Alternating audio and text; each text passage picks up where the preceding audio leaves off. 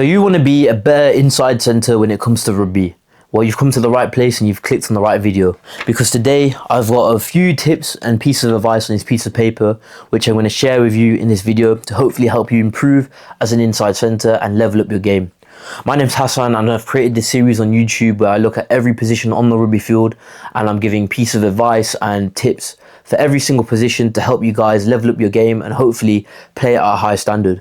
So if you find this series useful, please do subscribe to the channel as it does support me. And if you find this video useful, please leave it a thumbs up as well. With that being said, let's get straight into the video. So the first thing I have written down is always winning the gain line.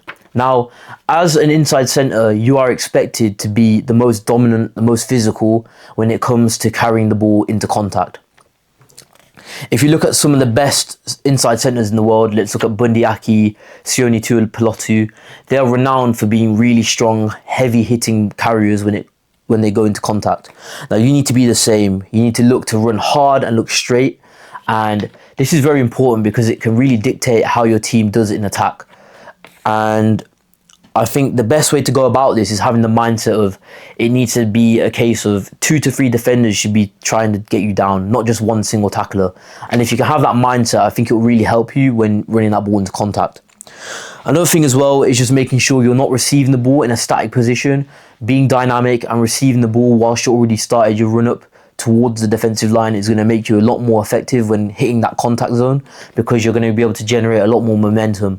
So instead of just being still and then receiving the ball, then running into the contact zone, you can receive the ball whilst you've already been running and bang. And hopefully by doing that, you can break the line and really give your team a great chance of scoring a try off of that. Now, going on to the next thing, you need to be a defensive anchor as a number 12. Now, what do I mean by defensive anchor? I think it's really important, and a lot of the younger inside centres out there kind of neglect the fact that you need to be making a lot of big, meaningful tackles, but you also need to play a pivotal role in protecting your fly half. Now, you need to make sure that you are getting nice and low in your tackling position and making sure that you're really following up with the hit, chasing your feet, and really being a physical presence on the field, because that's not only going to give you a lot of confidence and send a message to the opposition, but it's also going to allow your team to, stay very much in the fight when it comes to defending and trying to win that ball back as well. And just making sure that, you're being active and really trying to read and understand what the opposition are doing in attack. The next one I've got is trying to be a second playmaker. Now, this kind of can be seen as like being a second fly half, in the sense of not every time you need to be making that big booming run into the defensive line trying to break the line. Sometimes it can be a case of using a bit more footwork and a bit more distribution to try and create a successful attacking phase.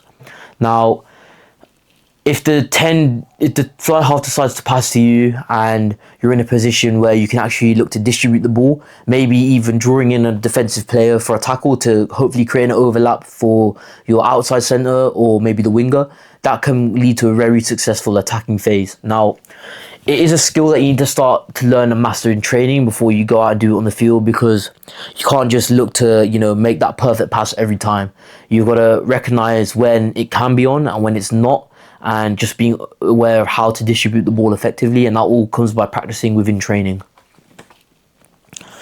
And then the last piece of information that I can share with you guys today, that I have written down on my piece of paper, is you want to be the glue to the finishing backs. Now, what do I mean by this? You really want to provide a lot of support in attack to your outside centre and your wingers.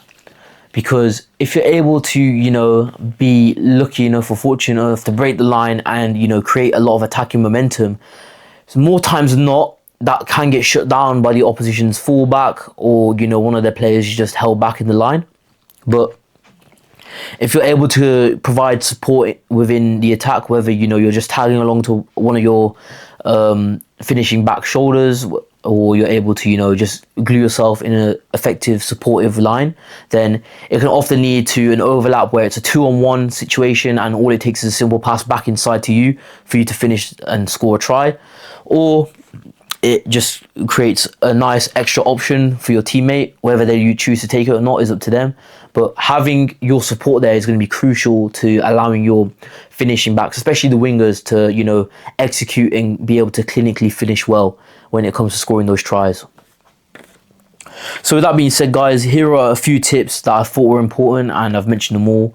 I hope that you found this video useful, and if it was, please do leave a nice thumbs up on this video, as it lets me know that I've done a somewhat decent job. And with that being said, guys, thank you once again for spending the time out of your day to watch this video, and I hope you guys have an amazing rest of your day. Thank you.